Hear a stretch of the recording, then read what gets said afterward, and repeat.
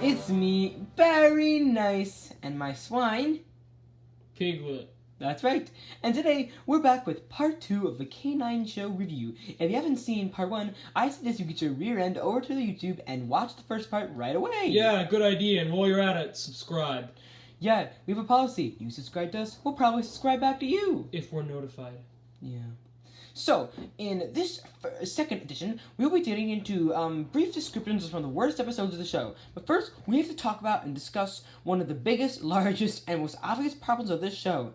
The acting. We only vaguely mentioned in the first part, so we figured we better go and explain it a bit deeper in this part. Yeah, the only two good actors, really actually, like, good actors from this show are the villains. The two villains... Like we explained. They really look like they're having a good time, having fun, and they're actually... They look like they're more... They don't look like they're robots, like... They're trying. Yeah, it actually looks like they're having a good time and trying.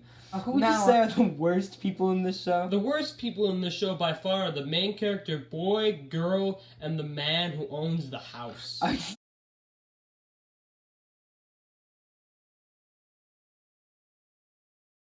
Say the worst actor in the whole show is the man?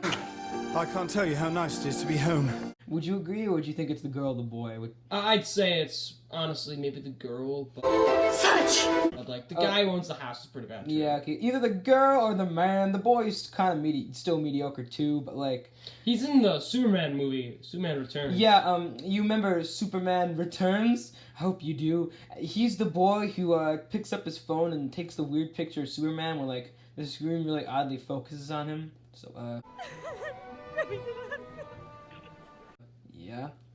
I'd say the other boy is kind of trying. The older boy's kind of trying, but, like, the only character trait they really give him throughout the show is be a douchebag, and that's really all he does throughout the whole show, so... Yeah, he's kind of trying. Time and time again, he's proven himself as a douche. Yeah. Most of the characters in the show are two-dimensional. They only have, like, one character trait, like... And they only think for themselves. And, like, they never evolve. They never gain any more character traits. They just kind of stay the same and bland, like... The boy's a douche. Like, the villain is evil. And, like, it's always, like, the same trait over and over and over again. I'd say John Leeson, who reprised his role as K9, is alright, but I think after so many years of doing the same character, he's kind of... boring. Burnt out and tired, per se. It's a bit dull, a bit weird. Yeah, a little high-pitched. A little kind of... I think you maybe do not really believe that he's part of this. Like, or is there's really... This can't be real. They're really making a K9 show. Yeah, that's really it for the actors. Like, the woman's, kind of trying, but a little bland, a little annoying. Like, she's only got one trait, too, and to be like a mom, soccer mom, kind of, like a business soccer mom. Yeah, like a mom who doesn't have enough time for their kids, and like one of the most unanswered things this whole show is the mom who's the mom of the girl. Where's the husband? The husband isn't mentioned once. Is there a divorce? Did he die or something? We'll never know because they never ever tell us. Barry, I think it's time we move on to talk about more of the episodes. The voice of the Robo-Men.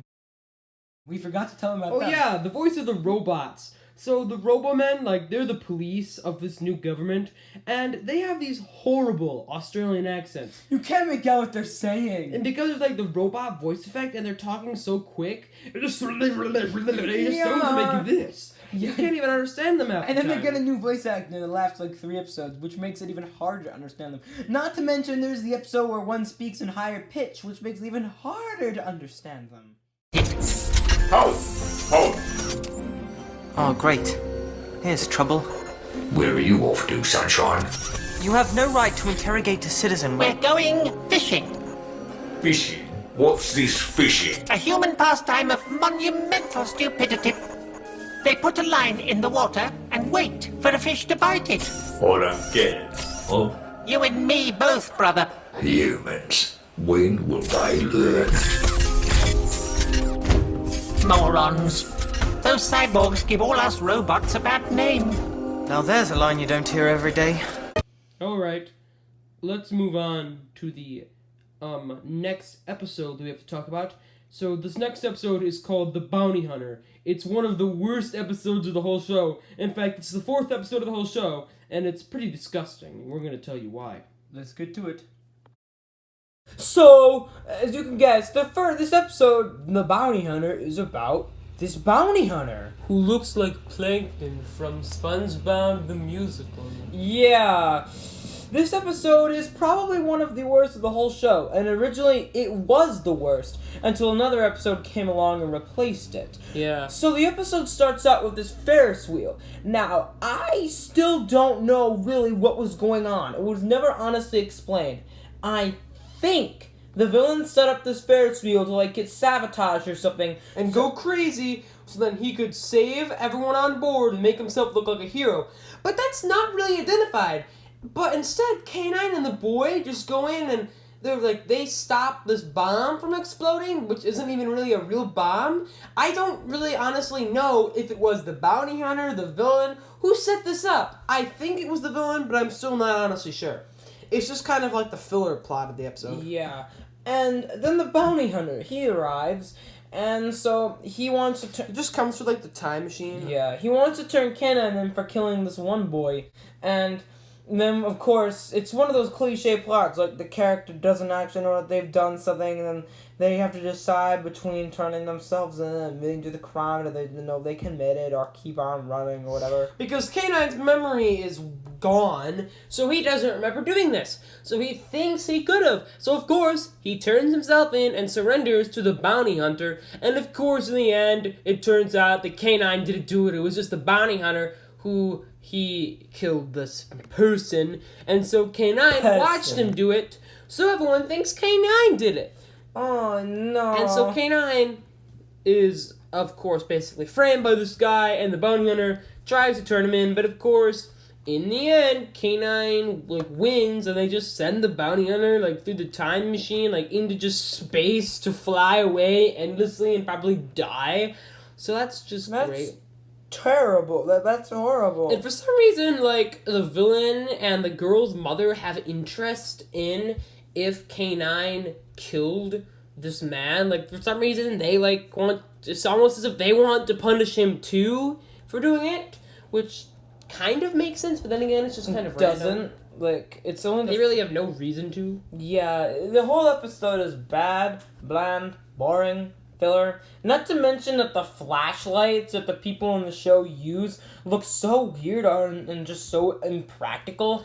And they go and hide. Of course, they go and hide in the sewers from the bounty hunter and everyone else. And then by the end of the episode, everybody's after K9 almost. But of course, he's innocent. And they don't use guns in this show like we had mentioned before. The bounty hunter has a leash gun. It puts a leash around K9. Can't actually kill anyone. And about the flashlights, they're so impractical. They're either a stick, a lightsaber style thing, or a circle that just lights up and they carry a sphere. it. That doesn't make any sense.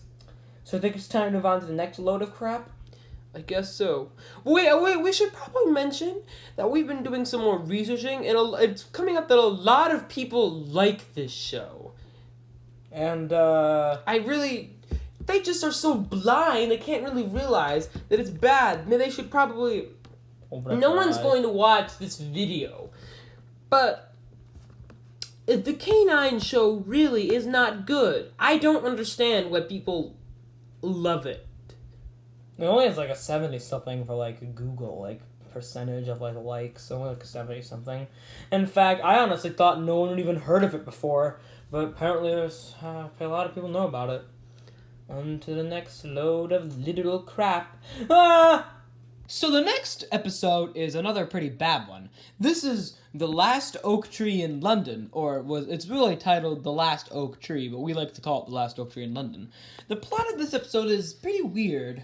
This alien wants to steal the last oak tree in England so it can use it to help it give birth to its babies.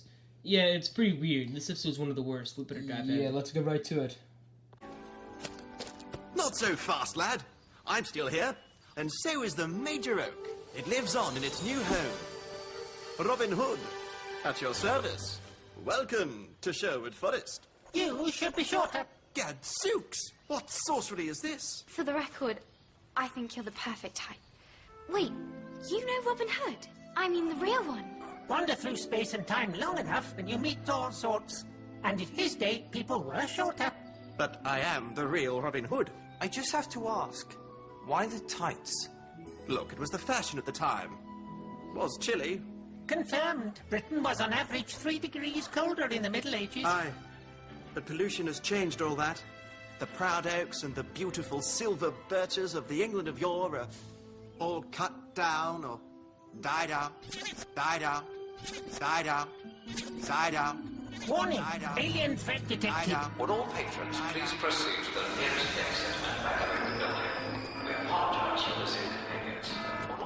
So the episode literally starts out with Robin Hood coming out. Yeah. Like, our main characters, they're at this museum in, like, virtual reality museum land. And Robin Hood comes out. Yeah, they're gazing upon, this is the last oak tree in England, and since they're in virtual reality world, they can see Robin Hood. And literally, Robin Hood comes out and starts feeding them all these historical and, like, science facts. To educate the viewer. I think it's stupid that K9 has visited, like, the past with Robin Hood. How would he have done this? When would he have done this? How would he have the past of... That doesn't even make any sense. So it's not really explained, he just... In this show, K9 has done a lot of crazy shit, and it will never explain how or why he did it. Where, like... He'll just, like, say, oh, I did blah, blah, blah, blah, blah, with blah, blah, blah, blah, blah. And then blah, blah, I blah, went blah, and blah. I did this at so-and-so with that. And then Robin Hood starts going, like, glitching whenever. And I think that's because, like, there's the alien or something shows up and, like... Yes, there's this alien, and the alien in the episode, get this, wants to steal the tree, like we said, and use it to help it give birth, because this race of aliens is now gone, like, extinct besides this one alien. Of course it has, that was And when, like, years and years ago, all these aliens used to come to Earth and give birth with these trees. Yep. So now, there's only one left, and there's only one oak tree left. And this, for some reason, makes the Robo-Men go crazy? Yeah, the robots go crazy. I believe it's because something gets interfered with their systems. Something. I don't know. This, of course, attracts the attention of the villains, and, like... The villain, he comes, the original villain, he hasn't been replaced yet. He comes and he, of course, has to, like, take over. And inspect everything, and... Be evil. Yeah, be evil. And then later on in the episode, the characters go down into, like, the sewer system, of course, because that's, like, the only location in this whole show. And they find the alien, and they see that it's stolen the tree, and they, of course, like, forgive it, like, oh, so happy, you need to use it to give birth. And then here's one of the weird parts. So, Postman Pat shows up in these episodes. That's right, Postman Pat. There's literally this character named Postman Pat, who's a postman, right? Gets the alien captured because he has, like, a lot of, like, paper, like, letters and things. But it's literally Postman Pat. I mean, not the Postman Pat, but his name is Postman Pat. Like, they don't, how did they don't do, like, copyright or anything for it or anything. They just... It's not explained. Like, we don't know, we don't care. Like, he's just like, Postman Pat's in this. Oh my gosh. And then one of the best and weirdest parts of the episode happens. The villain arrives with this bomb. It never explains why he's doing this, where he gets the bomb, what his intentions are. He literally just walks out of nowhere with this bomb, puts it down, activates it. And it's not just like it just explodes. There's a countdown. And during that countdown, it shoots out poisonous gas. Yeah. This is never explained. It's strange and peculiar, but I think it's probably the only, like, decent part of the episode because it shows our villain at its finest. Yeah. And then it shows bad CGI at its finest when all the aliens fly away.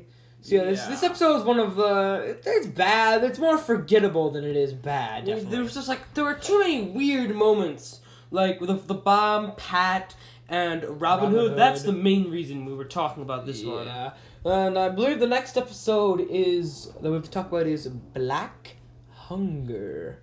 The next episode is Black Hunger. And so the episode starts out with these two men. They're the workers, whatever, and they have this machinery, which is like, I kid you not, killer yeast aliens. They're aliens.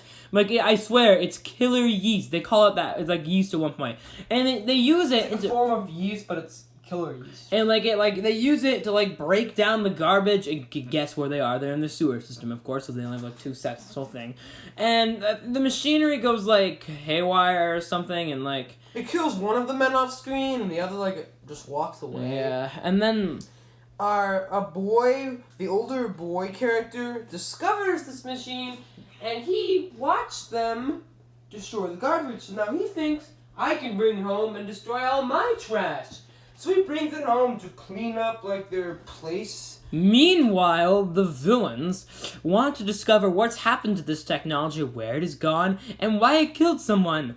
So, literally, the villain, unfortunately though, this is his last episode, he gets replaced, but the villain interrogates the surviving man. Even though they're in the same group, the same organization, he literally interrogates him for information. Take a look. I do not want you talking to anybody. But Inspector Turner asked. Especially her. Sir, I'm afraid something has changed in the technology. And it's going to really harm whoever's got it. And why should we care about them? They are criminals. They deserve to have their bones picked white.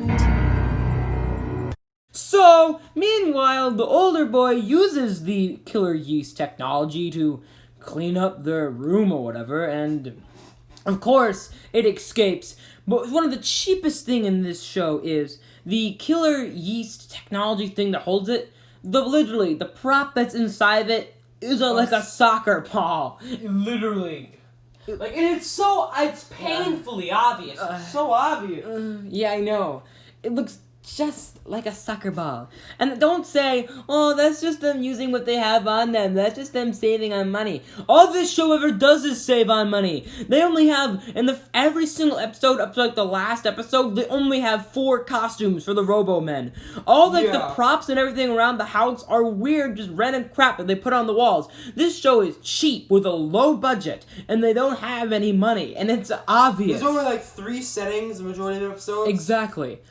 And then K9 literally eats the yeast and defeats it. No, I'm not lying. Literally, that's what happens. Wow. Yeah, it's just really dumb. And then guess who makes a reappearance? The masked villain, of course. We get to figure out who he is? Of course not. Unfortunately, though, the masked villain and the woman decide that it's time to replace the villain, and so they replace him with villain number 2. And that's really all that happens in this episode, isn't it? Yeah. Okay, before we get on to any more episodes, I have to address a problem that has to be thought with. Now, throughout the show, whenever K9 speaks, the mouth area usually flashes blue. And about halfway through the show, that's when things get bad. Usually, however, half the time, his mouth no longer flashes when he speaks, and now half the time, when he does flash, some props are light blue and some props are dark blue. Here are some examples of how bad this goof truly is. We're going fishing. A human pastime of monumental stupidity. They put a line in the water and wait for a fish to bite it. I'm working with you as hard as I can. This fragment from just before I transport it here is all the memory I have. Uh-oh. It's a compulsion. I am programmed to assist humans in distress. Well, if you don't control it, I'll have to sit on you. Why are humans such apes? A mixture of flour, oil, salt, and potassium bitartrate. Who would that be? Well, that's all the time we have for today, folks. In the next part, we'll continue on with some more bad episodes. Yeah. Thanks for watching. If you liked this, you should check out some of our other videos like Special Jawanga, YouTube Poops, stop motion videos, and YTPs, and other great stuff. Yeah. Till we meet again. See ya. Goodbye.